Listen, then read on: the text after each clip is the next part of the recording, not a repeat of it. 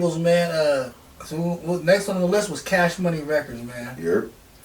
We all around that age, we seen the original phase of Cash Money, not the original, because I did some research.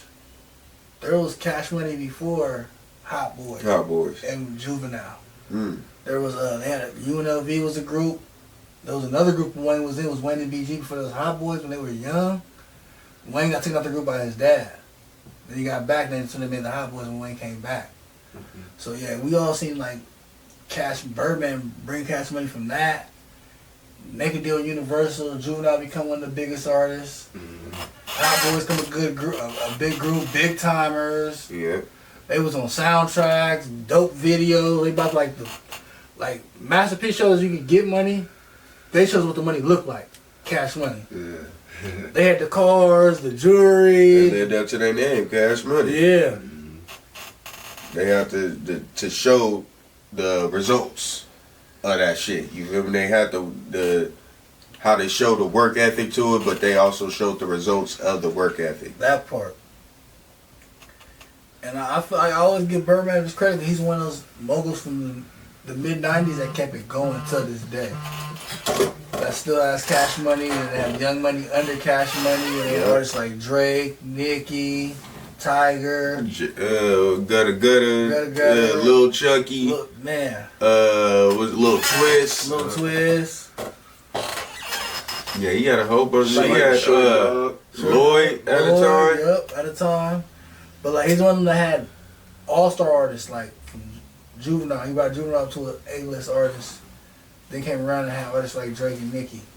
And to be honest, he brought them to A-list too. Yep. Like they wasn't. Drake was on Degrassi, you know, he was rapping, he had mixtapes there, but when he came to Cash Money and was working with Wayne, it took him to a whole nother level. He dropped that. So Far Gone. Nah, he had a song with Wayne, and it was the first song that him and Wayne dropped. It was that. I think I know what you're talking about. Fuck, I forgot what the fuck that shit is called.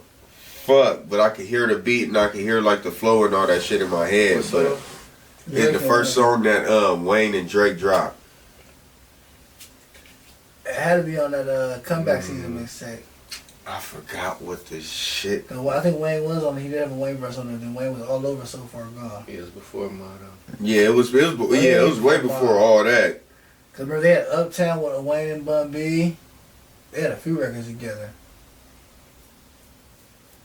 Ransom, there we go. Okay. Ransom, there we go. Yeah, I had to look that shit up real quick. I was like, yeah, that was that first song. That's how I knew Drake was like. I was like, all right, this nigga low-key is dope. But I was like, he still had the same flow that he was using in Degrassi though.